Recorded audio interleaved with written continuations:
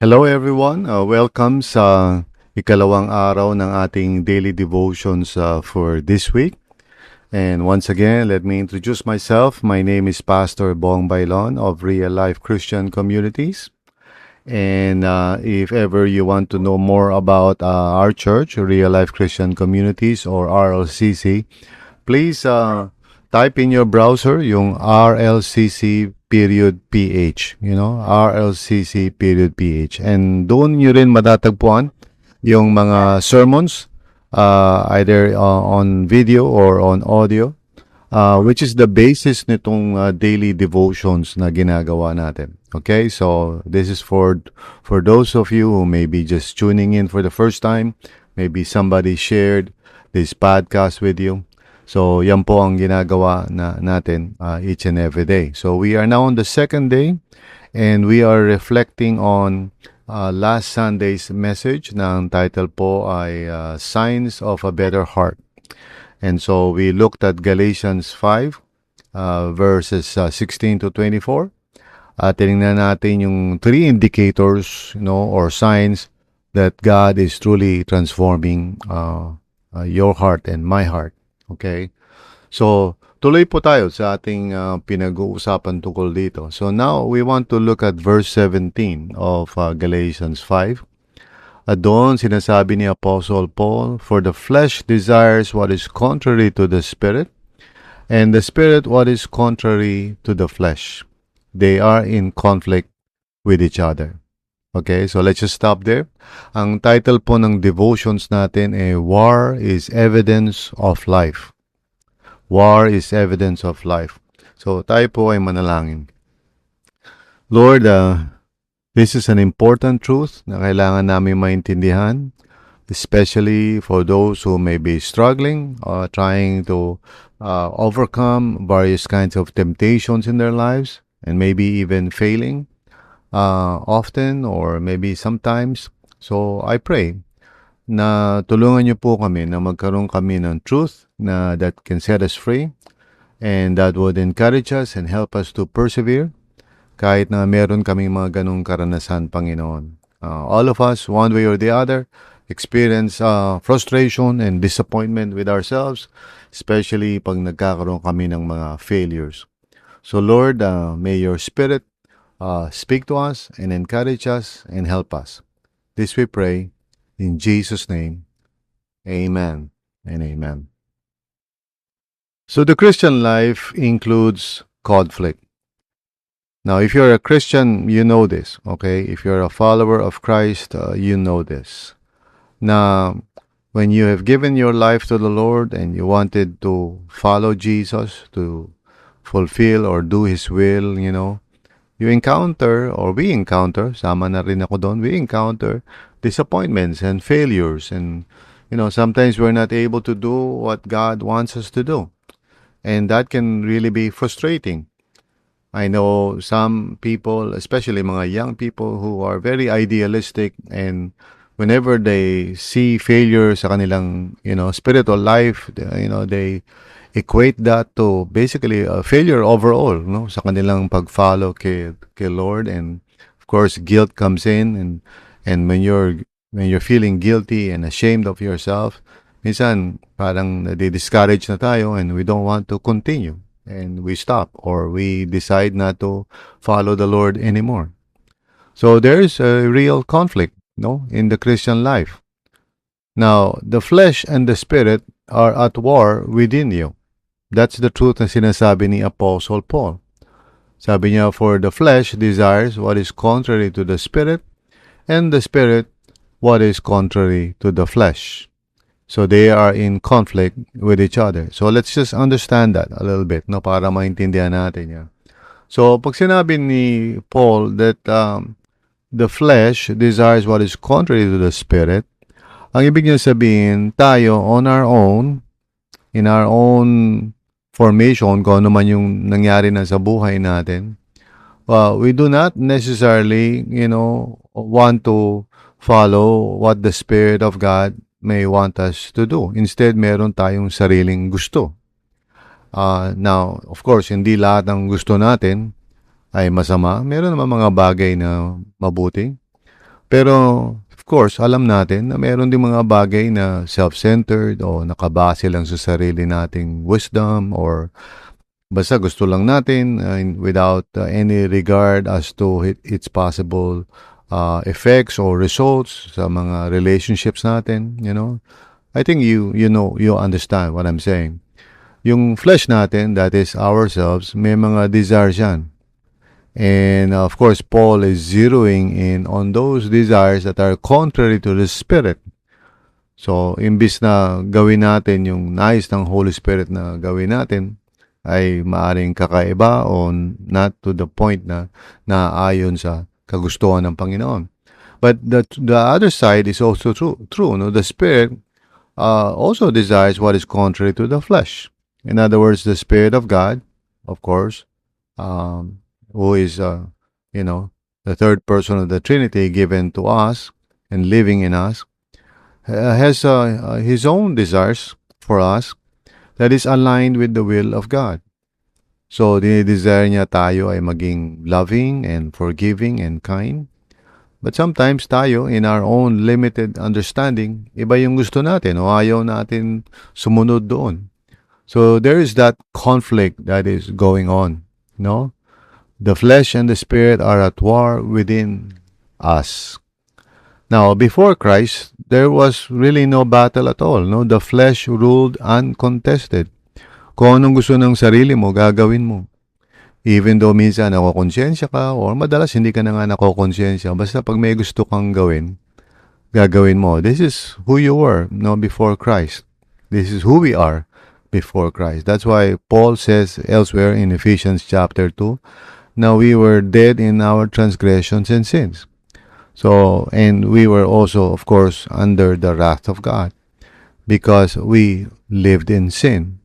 So, sa madaling salita, nung wala pa tayo kay Kristo, tayo, or what Paul calls the flesh, or the self, or the false self, as some authors might use the term, yun ang namumuno, kung anong gusto, kung ano yung desire, o feeling natin, o whatever, no? Depende kung paano tayo na-form. And it might be, something, the whole spread of human behavior, no, siyempre. Not all of which is masama, like I said.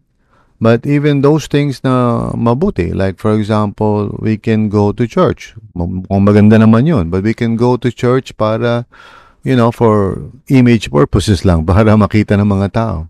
Or we go to church without really intending to submit ourselves to God, but more of parang to feel proud of ourselves na tayo ay nagpupunta sa church. So, the flesh is a very tricky kind of, thing, di ba? So, tayo, sarili natin, without the Lord. So, nung wala pa tayo sa Panginoon, there was no resistance, against the flesh. The flesh ruled, basically.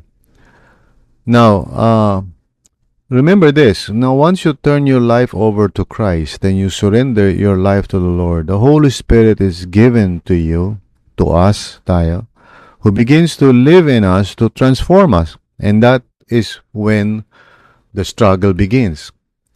And that inner struggle is not a sign of failure. It is actually the evidence of new life. Because without the Holy Spirit, there would be nothing to stop yung ating flesh. Our flesh would continue to rule. But because of the presence of the Spirit of God, there is now this active force, the power of God, restraining and putting a stop to our, fleshy desires. At yun ang dahilan bakit minsan there are times na we want to do something which is wrong, sa puso natin, alam natin na hindi tama, pero talagang gusto natin gawin. Pero the Spirit of God stops us, and the Spirit of God convicts us. And we feel na parang, unlike before, na parang gagawin na lang natin yung gusto natin gawin. Now, as a Christian, parang napipigilan ka, di ba? Or even kahit magawa mo na, you feel this conviction in your heart na hindi pleasing kay Lord yung ginagawa mo. So, yung inner struggle na yun is not a sign of failure. It is the evidence of new life. Victory, spiritually speaking, does not mean the absence of struggle. It means that we are learning to win more often over time by the power of the Spirit. So as we actually surrender more and more to the desires of the Spirit, we're able to conquer and overcome the desires of the flesh.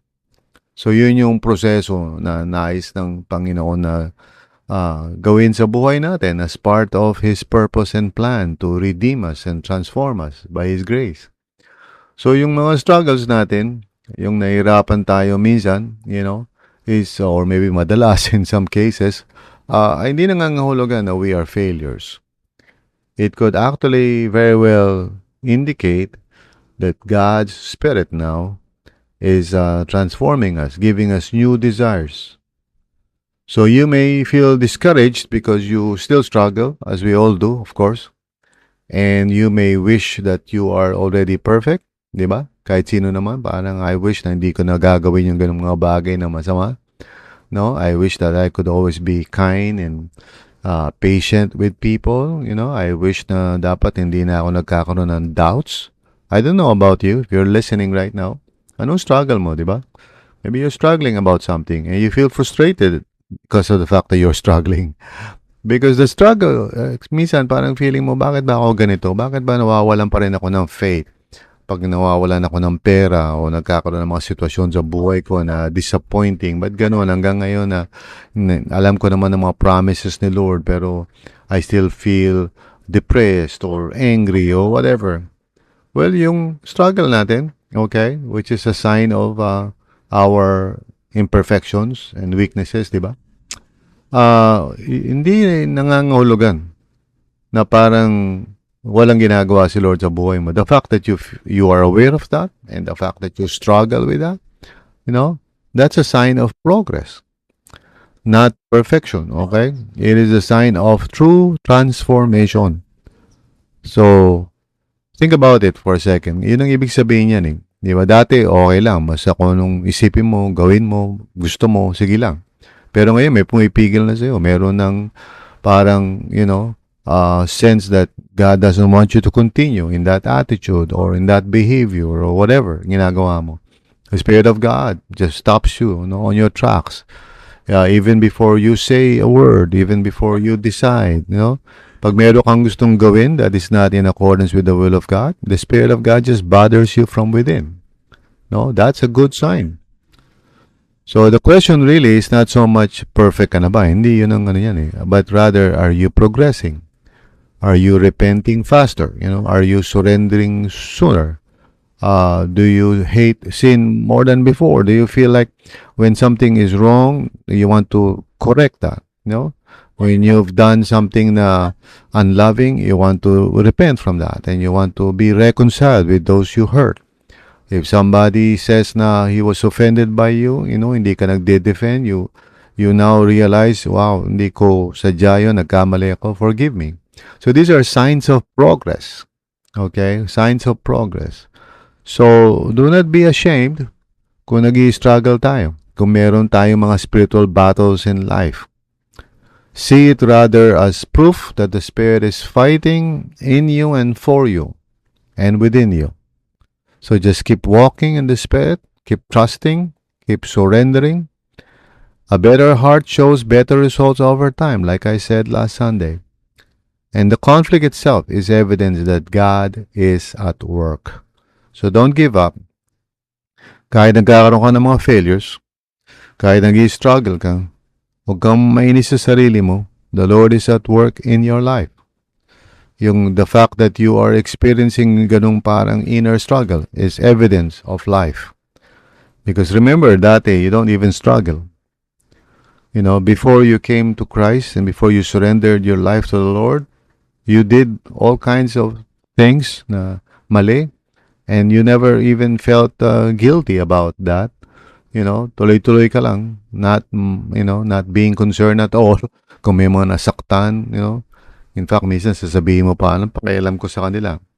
So, if you're saying something like that, it shows that you are probably not changing, not transforming. Pero when you begin to feel that conviction sa heart mo, you should not have said that or you should not say that. Go ahead and go back to that person. Ask for forgiveness. Be reconciled. So yung mga ganong inner struggles is a sign that God is truly transforming you, my friends. So, amen. So, I hope and pray na naka-encourage sa inyo ito for those of you who might feel disappointed sa sarili nyo every now and then or maybe more often than not. If you're struggling and you are feeling that conviction of the Spirit of God, that's a good sign. And you should thank the Lord. So pag na-convict ka sa ginagawa mo, you should go to God and say, God, thank you. Salamat. I used to not think about these things. You know, if you remember that time, di ba? May gagawin ka kasalanan and you don't think much about it. Iisip mo parang, well, you know, everybody does it anyway. Di ba? Pero ngayon, hindi na. You feel that gentle, tug of the Holy Spirit in your heart. Sinasabi sa iyo, not anymore. This is not who you are anymore. You know, follow me, obey my promptings. And so that begins a work in your heart that you cannot really accomplish by yourself. It's the transforming grace of God in you through the presence and power of the Holy Spirit. Amen? So tayo po ay manalangin. Lord, we thank you. Thank you for your transforming grace sa puso namin, sa buhay namin. And thank you that this is really evidence of life. Kung mag-fail man kami, Lord, kung may mga pagkakasala kami, doesn't mean that you are not working. It actually means the opposite. That you're actually working. And you're helping us realize na may mga bagay that is no longer part of your plan and purpose for us. So, Lord, help us to persevere. Help us to stay focused in following you.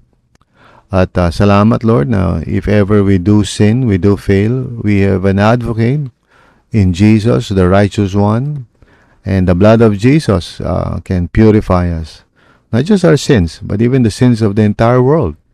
So, therefore, we can always feel secure, even in our failures. We can always come to you and seek grace in time of need.